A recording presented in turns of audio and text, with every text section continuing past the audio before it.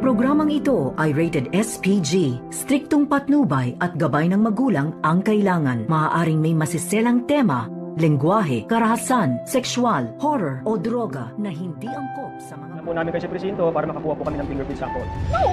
Nayangal ka?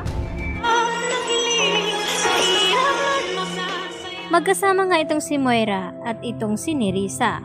At dito naman na biglang dumating ang mga pulis at nagtataka itong si Moira na kung bakit may mga pulis nga na lumapit sa kanila. Huhulihin ba daw siya nito? At nagtanong-tanong itong si Moira at nataranta na kung gising na ba daw itong si Don Pepe at itinuro na ba daw itong si Moira. At dito nga na sinabi ng mga pulis na hindi sila narito upang hulihin itong si Moira ay iniimbitahan lamang nila ito sa presento nang sa ganon ay makuhanan nga ito ng fingerprint itong si Moira. At dito naman na tumanggi itong si Moira. At dito rin na dumating itong si Giselle at sinasabi dito kay Moira na umaangal ba daw ito at kung bakit takot at natataranta na nga itong si Moira dahil alam ni Moira na may kinalaman nga siya dito sa kidnapping ni Don Pepe. Lalo pat may kasabwat siya dito na si Balahadja at itong si Zoe.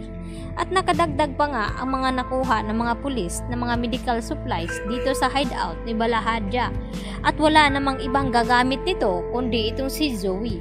Kaya pati na rin itong si Zoe ay pinapakuhanan na rin ni Giselle ng fingerprint nang malaman nila kung si Zoe ba ang gumagamit ng mga gamot na iyon. At dahil dito, kinabahan at natakot naman itong si Zoe dahil kabilin-bilinan niya nga dito kay Carlos na ayaw daw niyang makulong. Dahil baka mabubulok na nga siya doon sa kulungan at nangako naman itong si Carlos kay Zoe na protektahan daw niya ito at hindi daw niya ito pababayaan at gagawaan daw niya ng paraan itong si Zoe kung anong paraan ito. Samantala, habang dinadalaw naman ni Annalyn sa kwarto itong si Don Pepe, ay dito naman na tila naghimala dahil pinisil nga ni Don Pepe itong mga kamay ni Annalyn. At dito naman na nagbigay ng sign na naintindihan ni Don Pepe ang mga sinasabi dito ni Annalyn.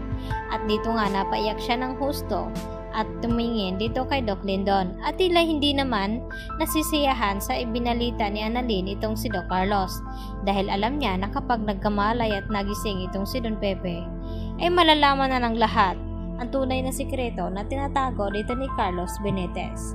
Kaya naman gagawa na naman ito ng plano upang hindi na nga magkakamalay pa itong si Don Pepe. Subalit dahil porsigido na nga mababantayan lalo dito ni Annalyn ang kanyang lolo Pepe, ay dito naman mahihirapan itong si Carlos na gagawa ng masama dito kay Don Pepe dahil nakapalibot nga ang mga nagbabantay dito kay Don Pepe at isang si RJ at itong si Giselle dahil gusto nga nilang malaman kung sino nga ba ang nagpadukot dito kay Don Pepe upang pagbayarin na nga nila ito. At dito naman nag-aalala itong si Lynette sa mga kanyang napapansin dito sa kanyang asawa na si Carlos na tila tulala daw ito at hindi mapakali. At kapag tinatanong ni Lynette ay minsan nagagalit nga ito.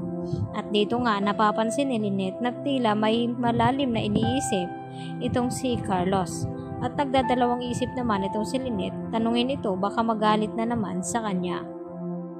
Kaya si Annalyn na lamang ang kinakausap dito ni Lynette at nagtanong na kung bakit ganun ang kinikilos ni Carlos Benitez na kakaiba at biglang-bigla na lamang nawawala ito at umaalis na hindi nagpapaalam at nagsasabi kay Lynette. Kaya yan naman ang ating pakatutukan maya-maya mga kapuso, dito lamang yan sa Abot Kamay na Pangarap. Yan lang po at maraming salamat.